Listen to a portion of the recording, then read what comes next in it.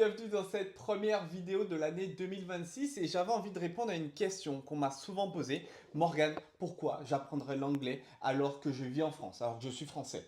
Eh ben oui, c'est totalement légitime de se poser la question et je vais te répondre dans cette vidéo en moins de 5 minutes. Alors, la chose ici, la première chose à savoir, c'est pourquoi l'anglais en fait ouvre autant de portes en 2026? Pourquoi en fait? C'est quoi? Qu'est-ce qu'il y a avec cette langue qui fait que, eh ben, il y a autant d'engouement autour? Alors moi, la première chose à savoir, c'est que mon objectif, c'est de te permettre de maîtriser l'anglais et ce en moins de 90 jours. Ok? C'est mon objectif, c'est qu'en 90 jours, en y passant moins de 2 heures par jour, on ait cette capacité de parler anglais. Qui je suis? Tu me connais peut-être pas. J'ai 8 ans d'expérience en tant que coach formateur d'anglais, donc j'ai travaillé avec de très grands groupes qui facturent plusieurs millions d'euros de chiffre d'affaires tous les mois. Et comme tu peux voir, hein, la bonne époque. Et aujourd'hui, voilà, si tu n'arrives pas à parler l'anglais, c'est parce que tu as un manque d'encadrement, ok? Donc effectivement, se donner envie, se motiver tout seul, ce n'est pas toujours quelque chose d'évident. Tu as des bases bien trop fragiles, tu ne sais pas trop sur quel pied danser, quel temps utiliser et à quel moment. Tu as une méthode non structurée, tu essayes d'apprendre par toi-même en utilisant des livres ou des applications et tu vois que ça ne donne rien et finalement tu n'as pas non plus cette appétence. Donc c'est-à-dire tu n'as même pas envie. La dernière expérience que tu as eue avec l'anglais, c'était avec ta prof qui était là la moitié de l'année et qui en plus ne s'occupait de personne à part raconter du coup un petit peu sa vie à tous les élèves, comme si ça les intéressait.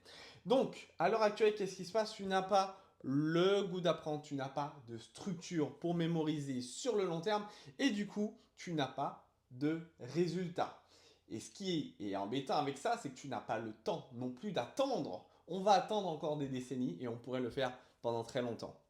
Aujourd'hui, j'ai accompagné encore des personnes que tu dois connaître, comme Indra, qui est, elle, entrepreneuse dans le prêt-à-porter, qui avait vraiment besoin de moi, qui avait un niveau très, très scolaire, pour pas dire débutant, et qui avait besoin de parler en urgence avec des fournisseurs en Indonésie. Il lui fallait maîtriser la langue. Ou encore Sonia qui, elle, avait besoin d'étendre son activité à Dubaï, son activité dans les voyages moins chers, ou encore Guillaume qui lui a des équipes de vente à l'international et qui se retrouvait bloqué à ne pas pouvoir communiquer avec ses collaborateurs.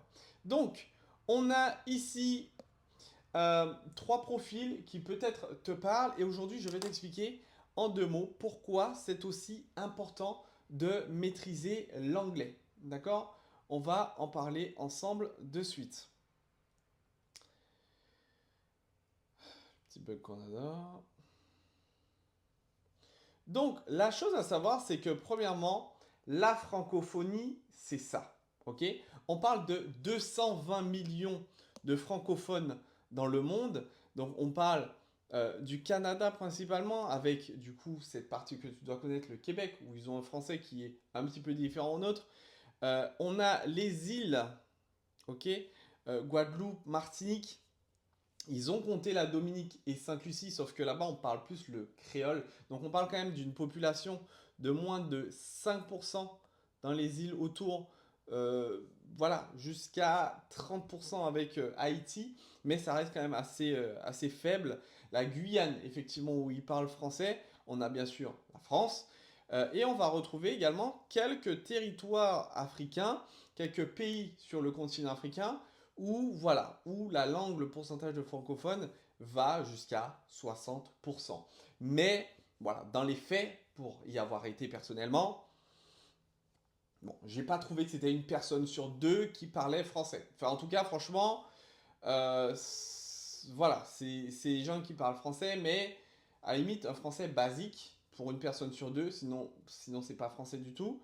Et c'est un français qui va être vraiment très rudimentaire, extrêmement basique. C'est pas des gens qui parlent pour moi le français. Ce sont des gens qui ont des bases de français. Mais c'est pas des gens avec qui on a une conversation. Par contre, on va en trouver en Nouvelle-Calédonie, effectivement, en Polynésie française effectivement, là, on va retrouver des gens qui parlent français. Mais ils ont également leur langue à eux. Donc voilà, on a également ce territoire qui est la Réunion avec d'autres îles à côté, Madagascar, etc., où on parle un petit peu le français, mais enfin voilà, tu as compris. On parle de 220 millions de francophones dans le monde.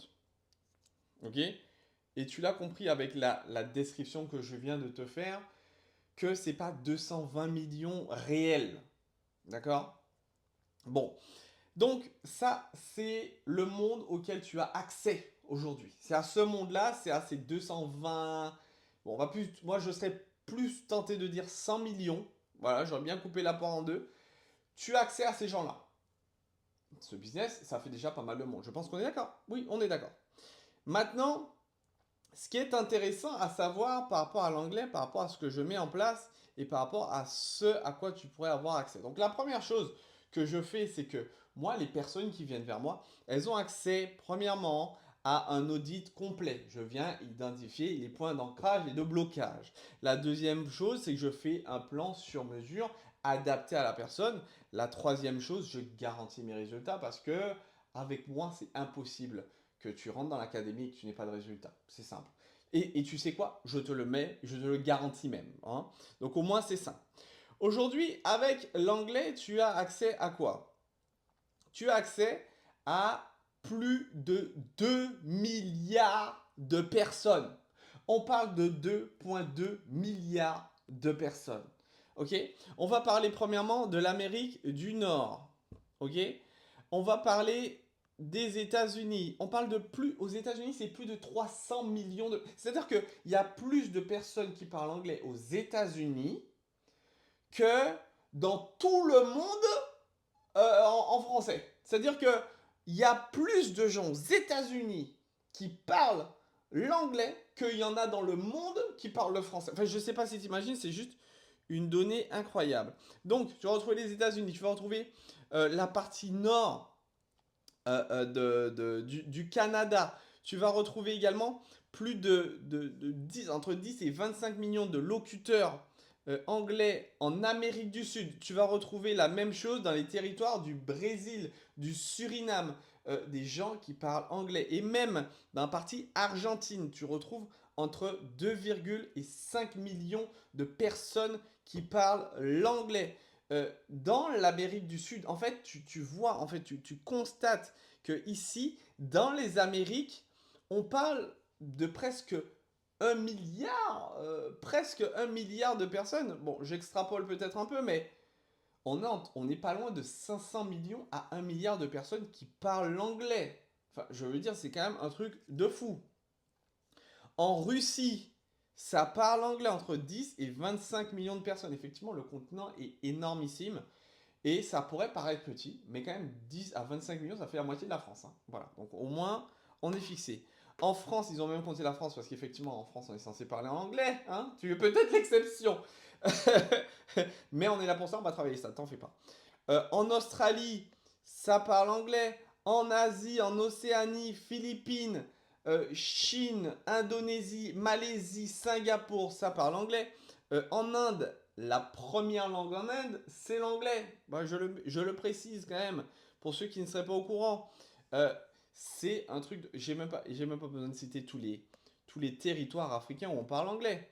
Le Nigérian, on parle principalement l'anglais.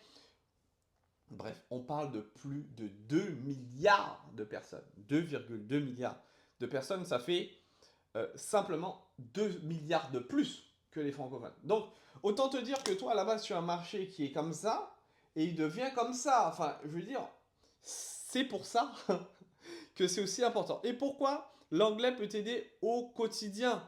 Donc, dans ta vie personnelle, dans les destinations, les voyages que tu pourrais faire, voilà, tu pars en Asie, tu ne te poses plus de questions, tu pars à Singapour, tu fais des connexions, tu pars avec ta famille en Inde, pareil, tranquillité d'esprit, tranquillité.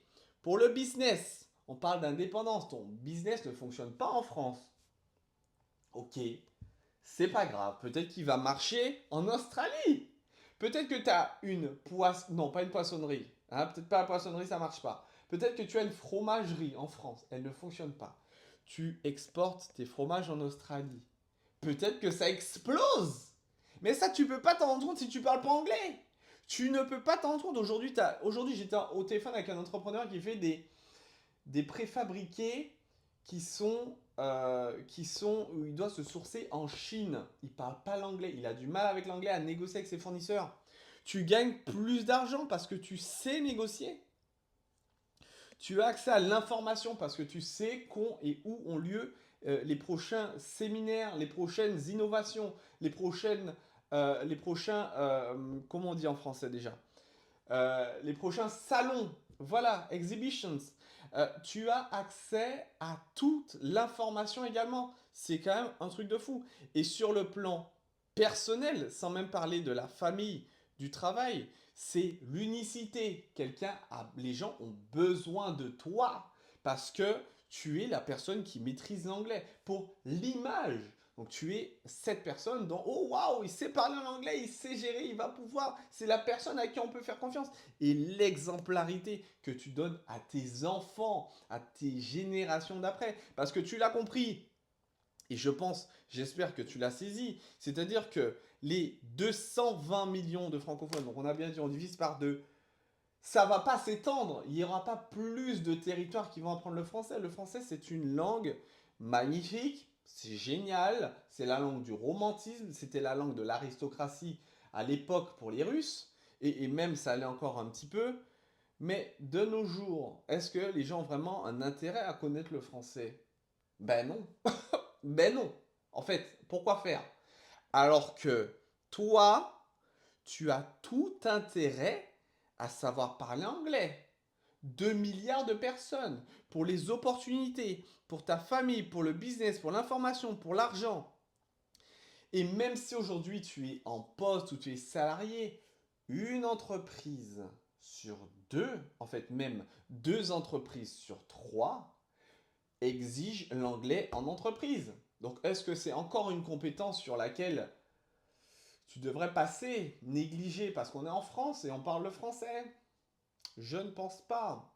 Aujourd'hui, les entreprises elles sont à l'image, elles sont dans l'idée de pouvoir se développer à l'international, d'avoir des échanges internationaux, d'avoir plus de clients. Donc, qui dit plus de clients dit plus de visibilité. Plus de visibilité dit plus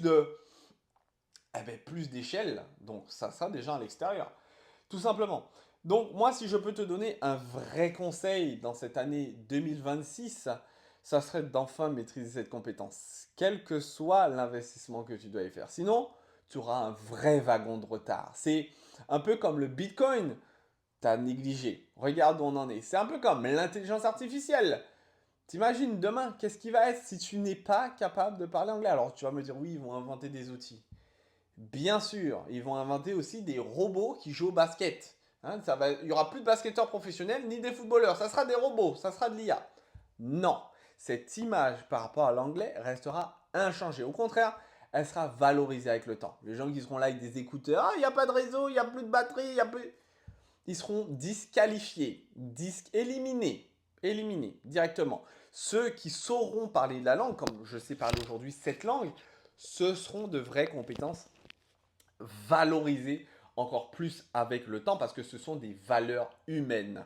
Donc, voilà aujourd'hui ce que je voulais te dire et pourquoi c'est une compétence aussi importante en 2026 et pourquoi tu ne devrais pas la négliger. J'espère que tu as bien compris tout ce que j'ai pu te présenter dans cette vidéo et abonne-toi parce qu'il y en a plein d'autres qui arrivent et je continue à donner de la valeur tout le temps. Donc là, c'était vraiment important de comprendre le pourquoi, mais je donne souvent des tips, des petites choses qui peuvent te servir à toi pour pouvoir maîtriser l'anglais beaucoup plus facilement en 2026. Je te dis à très vite.